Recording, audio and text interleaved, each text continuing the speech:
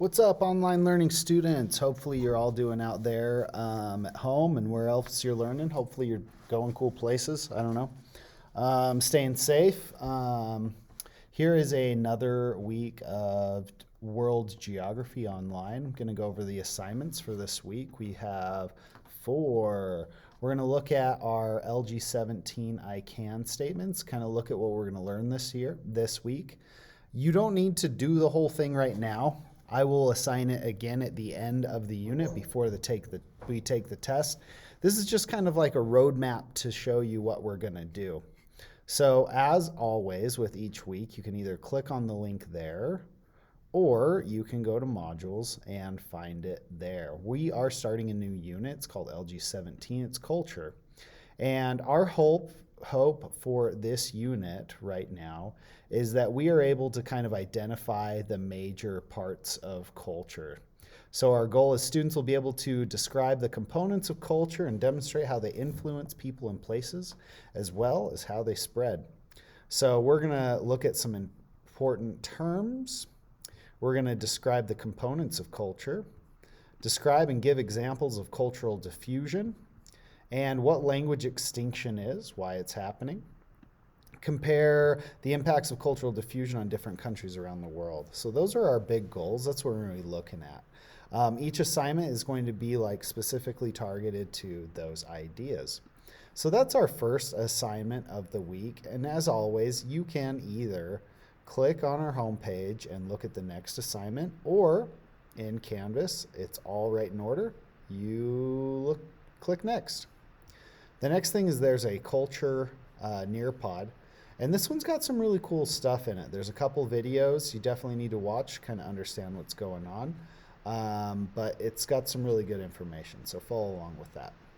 Next up, like I said, you can either click on right here, McDonald's around the world, or you can hit next like I did right here. And this McDonald's around the world, I think you guys will find this really interesting. Follow these directions here, right?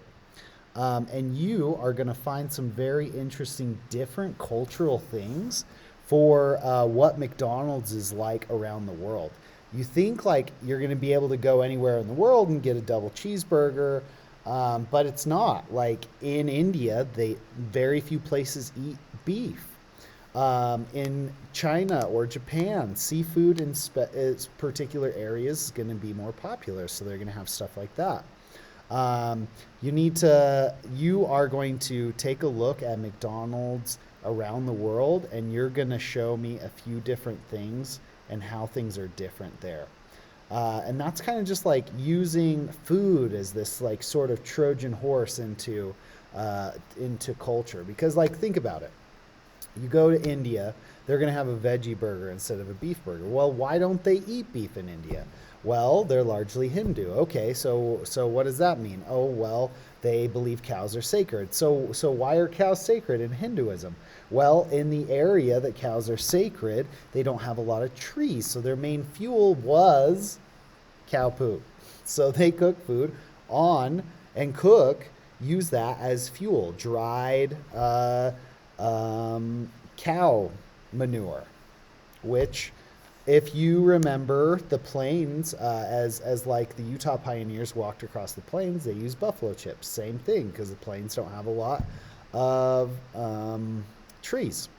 So food is like the tip of the iceberg when it comes to culture. And if you kind of like pull that thread, you go deeper and deeper down that iceberg, you'll find more and more about their culture.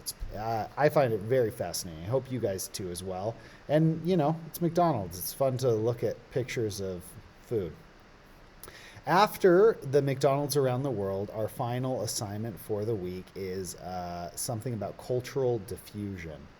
Cultural diffusion is this idea that as we have this globalization that we just looked at from last unit, as we have this increased globalization, there's less specific cultures and more of like a monolith of a culture as the human race, right? So there's going to be some positives that have to do with cultural diffusion. There's going to be some negatives as well. This is a really quick assignment, and so it'll go really quick. You follow the link here, and you answer the questions, and then you follow through these scenarios. So that one's really quick. That's it, guys. I'm going to be updating grades today and tomorrow, so expect to see your published grades on Skyward. If you have any questions, feel free to email me. You can see I've got nothing in my inbox here. I answer emails as quickly as I can.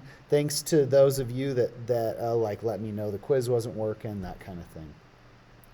I hope you're all staying safe out there, and as we always sign off here at Fort Harriman, we love you, we care about you, make it a great day.